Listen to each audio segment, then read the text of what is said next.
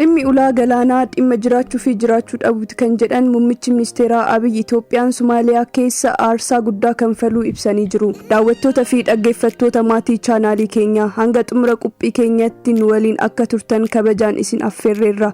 Chaanaalii keenya subscribe, like fi share gochuu hin dagatinaa jecha qophii keenya itti fufnaa turtii gaarii.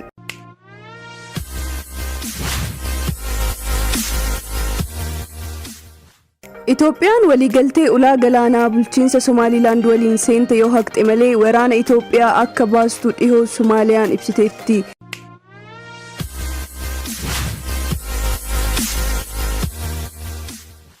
waliigalteen baatii 5 dura mallattaa'ee Somaaliyaan akka labsii waraanaatti akka ilaaltu yoo ibsitu Itoophiyaanis mirga bulchiinsa beekamtii hin qabne waliin taasisuu akka qabdu himti. Muddamni kun garuu hammaataa malee tasgabba'aa hin jiru. Itoophiyaan erga takka michuus weerartuus ta'uu hin dandeessu jedhanii jiru. Gorsaan nageenya biyyaalessaa Somaaliyaa Hussein Sheikh Ali Reutersitti yoo dubbatan. Loltoota kumaatamaan Somaaliyaadhaan akka qabdu Itoophiyaan akkuma yeroo kanaatti dubbii Somaaliyaa isa tibbanaarrattis homaa hin jenne.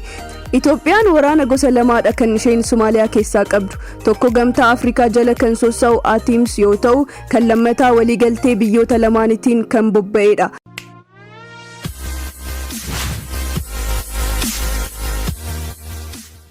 Gamtaan Afrikaa jala yoo xiqqaate loltoota 3,000 akkasumas waliigalteen biyyoota lamaan immoo loltuun Itoophiyaa 5,000 hanga 7,000 ta'u bakkeewwan Somaaliyaa adda addaa keessa qubatee jira. Mootummaan Somaaliyaa waraanni gosa lamaanuu akka isaan bahan akka barbaadu aangoowwan biyyattii himanii jiru. Dubbiin kun akkuma dhagahameen ministeerri dhimma alaa Ameerikaa Anthony Blinken marii pirezidaantii Somaaliyaa waliin taasisaniin muddama tasgabbeessaa jedhanii jiru. Durumaa Itoophiyaan akka gara Somaaliyaa seentu kanneen fedhanii fi gargaaraa turan keessaa tokko Ameerikaadha. Yaaddoo ulaa galaanaa dhabuu Itoophiyaa seera qabeessa kan jettu US waliigaltee Itoophiyaan Somaliland waliin taasiste garuu kanneen ifatti morman keessaati. Yuunivarsiitii Finfinneetti digirii isaanii sadaffaa hariiroo idil addunyaatiin kan qorataa jiran Nagaraa Guddataa kanneen loltoonni Itoophiyaa osoo Somaaliyaa turanii biyya fayyadaa kan jedhan keessaati. Maal ishee fayyada gaafii jedhu deebisuuf maaliif deemte isa jedhu hubachuun akka barbaachisus ni dubbatu. Somaaliyaan loltoota Itoophiyaa akka baaftu erga beeksifteen booda US muddamni akka tasgabbaa'u gaafattee jirti. Hidhattoonni Al-Shabaab kan ammallee lafa Somaaliyaa keessa gara caalu to'atanii jiran Somaaliyaa irra darbee biyyoota naannichaaf yaaddoodha. Kanaaf waraana Itoophiyaa achi tursuun yaaddoo nageenya Itoophiyaa ni hir'isa. Humna nagaa kabachiisu keessaa hirmaachuun maqaafis gaariidha jechuun ni ibsu.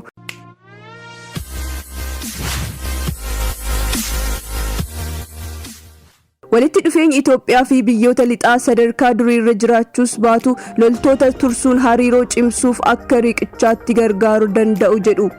Itoophiyaanis immoo aspargeen chips qabataa godhattee fayyadamuu dandeessi. Fakkeenyaaf loltuun koonan baasa yoo jette waan Itoophiyaan barbaaddu Itoophiyaadhaaf kennuu danda'u jechuudha. Gama dippiloomaasii fi nageenyaan ala gama maallaqaallee biyyoota loltoota erganiif kanfalamu fayyadamuu akka maltu dubbatu. Kanneen durumaa Itoophiyaan gara Somaaliyaa waraana bobbaasu ishee mormaa turan keessaa tokko nama siyaasaa gameessa paartii mormituu Profeesar Mararaa Guddinaadha. Waraanni Itoophiyaa daangaa eeguu malee gara Somaaliyaa seenuu hin qabu ture jedhanis amanu. Yoo torbaniin ta'uu baatee ji'ootaan fixna waan jedhamu nutti dubbataa turan. Akkuma nutti jenne waggaa 16-17 bahuu hin dandeenye jedhu. Shirri miti kan achi deeman. Waggaa 17 rakkoo guddaatu ture. Itoophiyaan sochii hidhattoota Somaaliyaa keessa to'achuuf yeroo waraana ergite adeemsa hordofee paarlamaa keessa hin dabarre jedhu Nagariinis. Erga loltoota erganii waraanni hedduun achitti dhumee booda kan isaan gara paarlamaatti fidan jechuunis ni ibsu.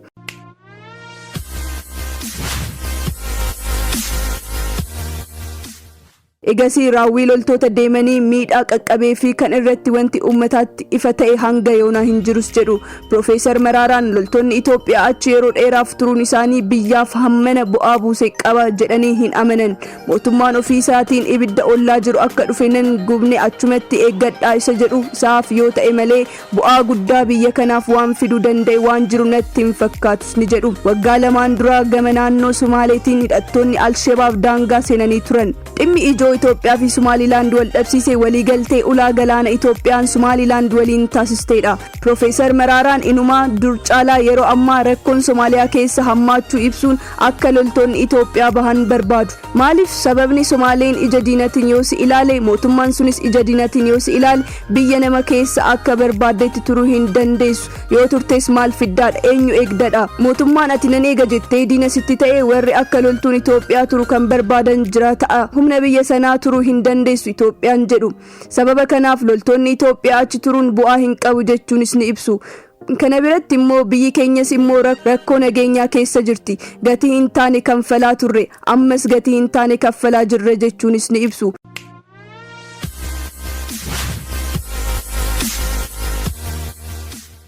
Loltoonni Somaaliyaa achi turan nageenya Somaaliyaaf furmaata waaraa hin ta'u jechuun humni alaa wanti inni fidu xiqqaadha jechuunis ni dubbatu. Akka yaada isaanitti warruma Somaaliyaatu rakkinicha ofumaa hiikkachuu qaba jedhu. Akkuma dura ibsine gosoota loltuu Itoophiyaa lamatu Somaaliyaa keessa jira. Somaaliyaan loltoota Itoophiyaa kana baasuu dandeessi. Akka yaada nagariitti Somaaliyaan loltoota waliigaltee lamaaniin achi jiran malee warra gamtaa Afrikaa jala jiran baasuu hin dandeessu. Waraanni Itoophiyaa gamtaa Afrikaa jala jiru baasuuf adeemsi hordofamuu qabu jiras jedhu. Dameen gamtaa Afrikaa nagaa kabachiistota bobbaasu African Union Peace and Security Architecture jedhamutti Somaaliyaan erga gabaasa dhiyeessitee booda deebii argataa jedhu. Ammatti gaafiin Somaaliyaan sadarkaa sana gahuuf ifaa miti. Gamtaan Afrikaas waan jedhe hin qabu. Akka Somaaliyaan ibsiteetti taanaan waraanni Itoophiyaa ergamni nagaa kabachiiftonni gamtaa Afrikaa yeroo ergamni isaanii xumura bara 2024 xumuramu kan waraana Itoophiyaas ni xumuramaa jedhu. Haa ta'u malee qaawwa gidduutti uumamu sana guutuuf loltoota Itoophiyaa dhiisuun loltoota biyyoota ollaa kan bobbaasuuf yaada qabu.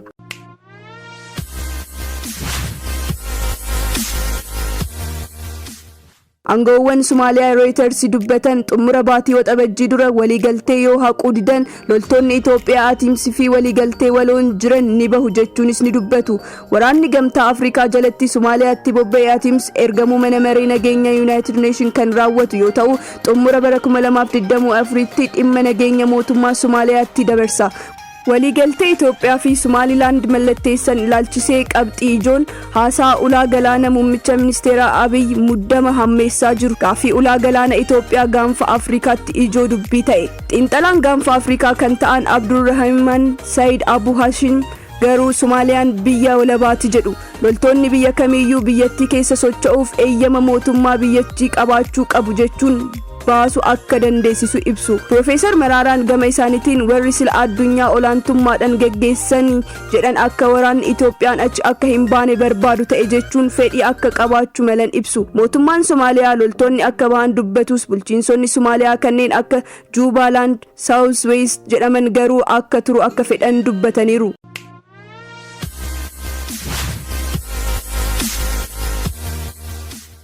Cimina loltoota Itoophiyaa waraanni Itoophiyaa Somaaliyaa keessa gootummaa maqaa isaa irra deddeebiin ka'a. Bara 2015 pirezidaantiin duraanii US Barack Obamaan Itoophiyaa yeroo daawwatanitti waraana Itoophiyaa Somaaliyaa jiru guddaa jajan. Humna galaanaa keenya lolaatti erguu hin qabnu. Waraanni Itoophiyaa loltoota cimoodha jechuun ibsan. Ardii Afrikaatti waraana jabaa ta'e qabu.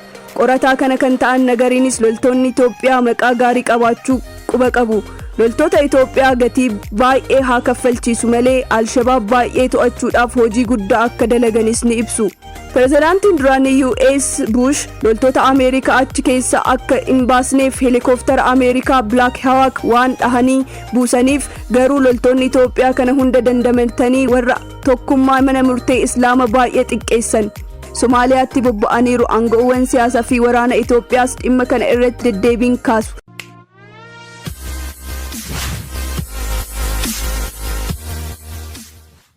Ajajaan waraana Itoophiyaa Fiild Maarshaal Birhaanuu Juulaa baatii muraasa dura kan jedhanii turan. Waraanni Itoophiyaa osoo boru bahee mootummaan federaala Somaaliyaa kan Moqaadishoo keessa turu natti hin fakkaatu. Xiinxaltoonni nageenyaa fi dippiloomaatonni ala adeemsi Somaaliyaa qaawwa uumaa jechuun yaaddoo himatu. Kunis waraanni Somaaliyaa qaawwa jiru guutuu dhabu mala jedhuuni. Waggoota dheeraan booda Somaaliyaan qoqqobbii meeshaa waraanaa akka hin binne irra kaa'amee ture dhiyoo ka'eera. Deeggarsa maallaqaas argattee jirti. Dhiyoos miseensa mana maree nageenyaa ta'uun filatamtee jirti. Ta'us waraanni Somaaliyaa kanaaf itti gaafatama fudhachuuf qophii miti jechuun xiinxaltoonni ibsanii jiru. Gaaffiin hin deebine dhimmi ijoo amma jiru muddamni Itoophiyaa fi Somaaliyaa gidduu jiru akkamiin furama kan jedhudha. Somaaliyaan karaa dippiloomaasiin socho'aa eega turte waraanni Itoophiyaa akka bahu dubbatte. Itoophiyaan ifatti dubbachuudhaa baattus gama Somaalilaand wanti dhagahamaa waliigalteen ulaa galaana suuta hojiirra oolchuuf socho'aa akka jirtudha.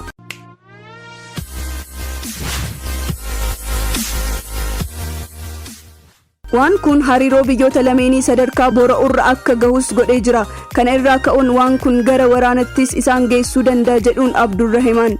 Profeesar Maraaraan gama isaaniitiin dubbicha walxaxaa ta'uu dubbatu. Biyyi lamaanuu waliigaltee qabaachuu baannaan achi turuun isaanii rakkoodha. Biyyi lamaan immoo akkamitti araaramuun innis immoo akka ammaa jiru akkanatti wanti wal dhihaan jiru baay'eedha. Loltuun Itoophiyaa achi bahan immoo warri Alshabaab olaantummaa argachuu danda'u.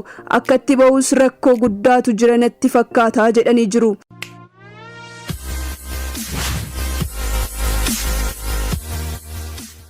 Xumurree jirraa odeeffannoo waqtaa fi sirrii argachuuf chaanaalii keenya subscribe, like fi share gochuu hin dagatinaa isiniin jenna. Turtii gaarii.